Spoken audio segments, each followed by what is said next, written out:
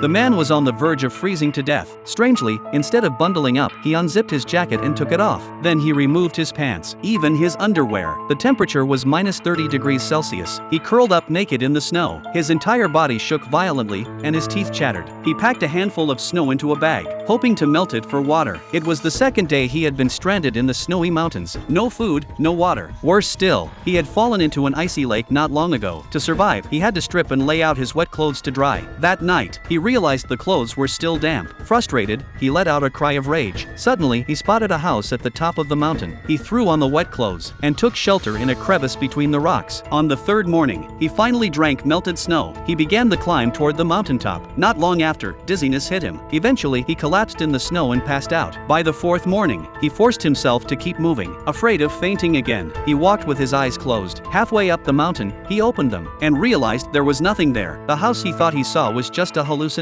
Crushed with disappointment, he still chose to push forward. Then his legs started throbbing with pain. He rolled up his pants and saw his socks frozen to his skin. Peeling them off was excruciating. A chunk of frozen flesh tore away. He tried to eat it, but gagged from the taste, so he saved it for later. That night, he found shelter inside a hollow tree. He reached for his phone to call for help, only to find it was dead. On the sixth day, he heard the sound of a helicopter. Overjoyed, he screamed for help, but the trees blocked the pilot's view. By the time he made it to an open area, the helicopter had vanished. On the eighth day, desperate to stay alive, he finally ate the frozen piece of his own flesh. That moment rekindled his will to survive. He pressed on toward the peak. At last, he reached the mountaintop. Still no signal on the radio. He gave up, pressed the record button, and said goodbye to his mother. He closed his eyes, facing the snowy mountains. Then, just before the radio shut down, a signal broke through. The radar locked onto his location. The rescue helicopter arrived at the summit. After 8 brutal days, the man was finally saved.